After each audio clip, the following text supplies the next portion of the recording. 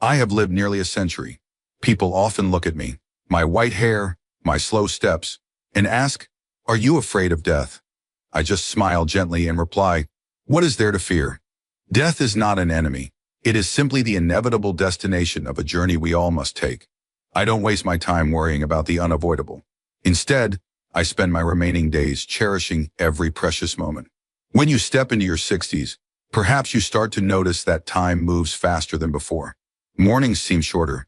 The days of youth feel like they were just yesterday. Yet now they are only memories. Many people begin to feel afraid. Afraid of illness, of loneliness, of death creeping closer. But let me tell you this. Don't let that fear steal the joy of the present. We cannot control death, but we can choose how we live. And a wise elder will live in a way that makes every day meaningful, so that when the time comes to close their eyes for the last time, they can smile and say, "I have lived fully." I still remember when I was a child, clutching my grandfather's hand and saying, "Grandpa, I'm so afraid of you dying." Back then, I thought that if I lost him, I wouldn't know what to do. He simply patted my head, smiled gently, and said, "My child, every stream eventually flows into a river, and every river finds its way to the sea. That is the way of nature." At the time, I didn't fully understand. To a child, death was something distant, frightening, a definitive end. But now, having lived past 90, I finally grasp the depth of his words. We are born, we grow, we age, and then we pass on. It is an unchanging law of life. Like a flower that blooms and then withers. Like the sun that rises and sets. Like spring that arrives and then makes way for summer. So why should we fear something as natural as breathing? A wise person does not waste time resisting the inevitable. I've seen many people around me panic as old age approaches. They fret over every wrinkle, every silver strand of hair, every ache in their body. They are shaken when doctors diagnose an illness, unsettled as they watch friends of their generation pass away one by one. But I see things differently. Death is not an ending. It is merely a doorway leading to another journey. Instead of fearing it, I have learned to embrace it as part of life. We do not fear the sunset because we know the sun will rise again. We do not fear falling leaves because we understand that spring will return. And that is how I view death. When my time comes, I will go peacefully, like a leaf drifting from its branch in the wind, like a stream flowing into the vast ocean, calm and untroubled, knowing that I have lived each day to the fullest. I know that many people don't fear death itself, but rather the regrets they leave behind. They regret the things they never did, the words they never said, the dreams left unfinished. They look back on their lives and think, if only I had loved more fearlessly, chased my passions, dared to be true to myself. It is these regrets that haunt people, not death. But my friends, if we are always dwelling on regrets, we will never truly live. I have learned to accept that no one can do everything in a lifetime. I have made mistakes, missed opportunities, hurt people, and lacked the courage to say what I truly felt. But instead of tormenting myself, I have learned to forgive myself and to forgive others. Because I have come to realize that no one goes through life without making mistakes. I have also learned to appreciate what I have instead of mourning what I have lost. When I was young, I was always looking ahead, chasing distant goals. Now, in my old age, I have learned to look back with gratitude. Grateful for the love I have given and received, for the joyful moments spent with family, for the times I stumbled, but found the strength to rise again. I no longer let the past weigh me down.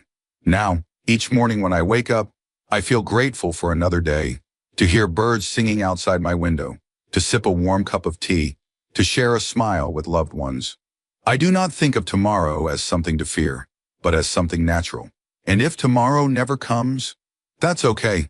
I have lived fully, and that is all that truly matters. There is a saying that has always resonated with me. A person truly dies only when no one remembers them. We worry about death, but what's more important is this. How have we lived, and what have we left behind?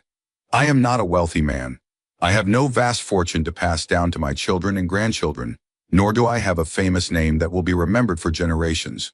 But I have something far more valuable than money: lessons, stories, and values. I have taught my grandchildren how to be kind, how to love, how to face failure. I have told them about the times I stumbled, so they understand that life is not always smooth, but perseverance will carry them through.